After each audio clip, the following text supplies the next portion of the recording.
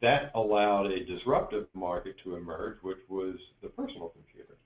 So understanding what your market is and limiting the constraints of that helps get past this functional fixedness problem. So how might this look in our model of limiting constraints? What we want to do is move those constraints out. Now, some people might say you just want to get rid of constraints to be innovative. But if you think about it, if you have no constraints at all, your people are going to spend an awful lot of time spinning their wheels on ideas that are going to go nowhere.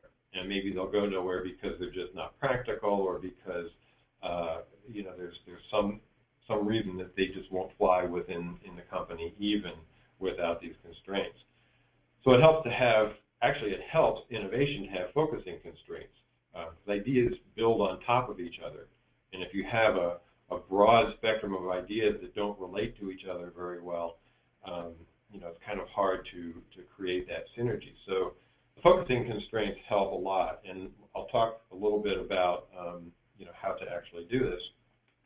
But then you want to remove your foundational elements and allow that idea to take place possibly in a different space. So here's an example. Let's say you want to bring a knowledge-sharing tool into your enterprise.